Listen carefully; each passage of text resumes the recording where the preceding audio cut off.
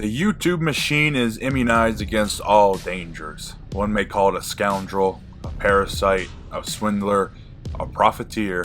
It all runs off it like a water on a raincoat. But call YouTube out on its corporate agenda and you will be astonished at how it recoils, how injured it is, how it suddenly shrinks back. I've been found out.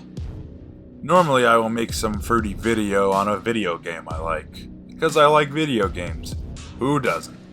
The only type of people who don't like them are too senile to change in their ways. But alas, if you've watched any of my videos, you can tell I have a certain edge to me, a creed on giving some insight on something either economical, political, or social.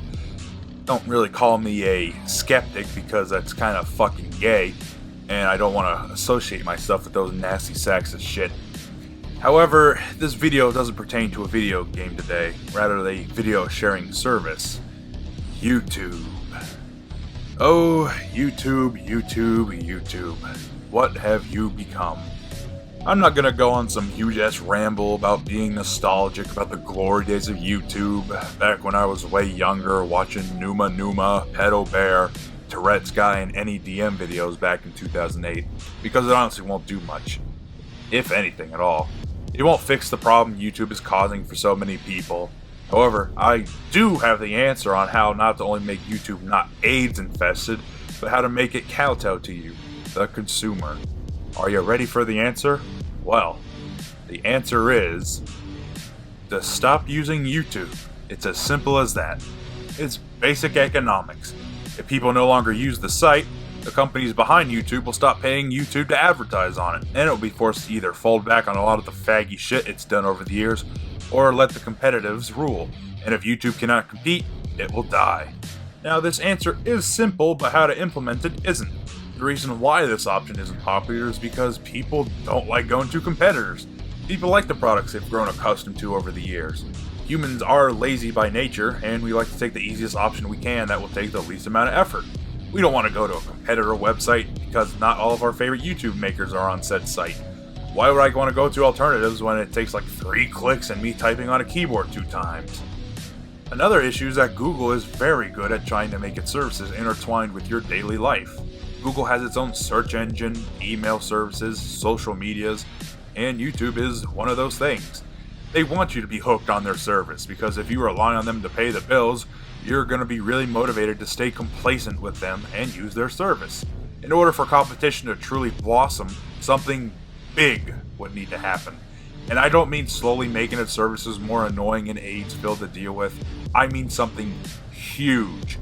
Immediate shutdown of millions of accounts. Tons of video makers fleeing the site at once. New terms and services that even the laziest sack of shit can't stand it. YouTube would really need to fuck up in a short amount of time to cause so many people to jump into cleaner waters. However, what happens if people don't jump ships? What if they keep feeding off the rotting corpse of YouTube? Well, I can tell you what's going to happen. Slowly over time, they're going to become more authoritarian. They're going to keep taking away what you can and can't say, what you can and can't do, how you conduct yourself, and what you can and can't see on their website. The idea of freedoms, liberties, and ways you can conduct yourself springs into a larger issue on how any higher power, like government, works. As time goes on, higher powers, little by little, will strip your freedoms away. It's so slight that you barely notice it, or even if you do notice it, you just say to yourself, well, it's only very small, I can deal with it. Remember when you could say racial slurs on this website and post almost anything you wanted back in the day? As long as it wasn't pornography, it's pretty much allowed. Remember when you could call someone a nigger and everyone was kosher? Hell, the video title could even have the word nigger in it. Nobody gave a shit. Now these greedy, corrupt fucks are just hushing everybody.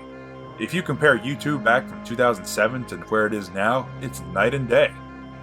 It honestly becomes conspiratorial, really. You give people the illusion of being able to post whatever they want on your site.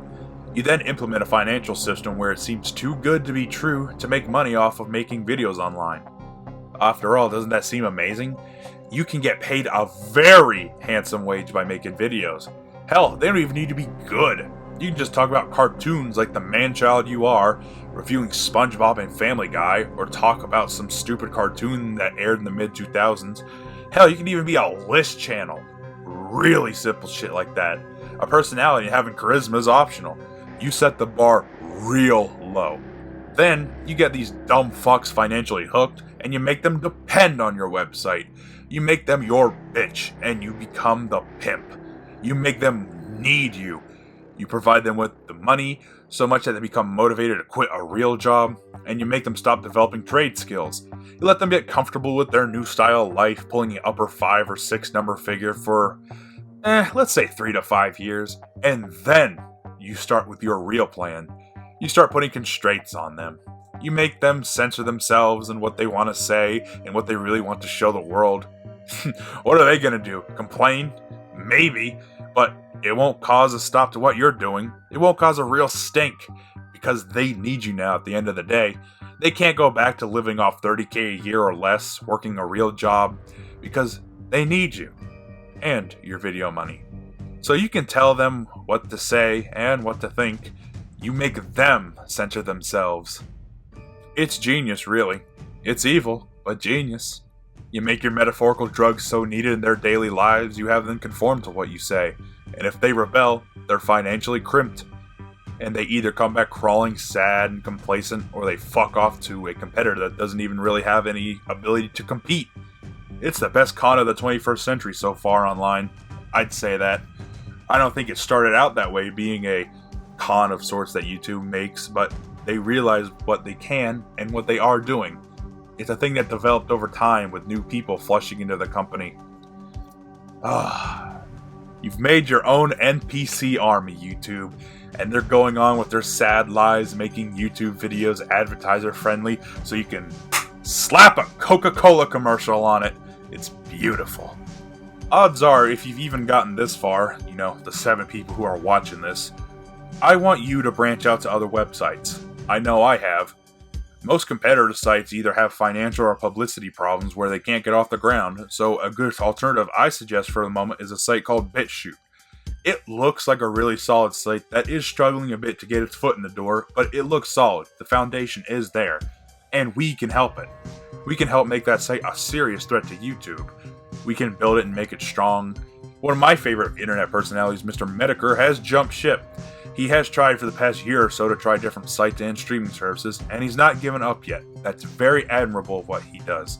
He is currently on BitChute posting his new stuff, and you should go too.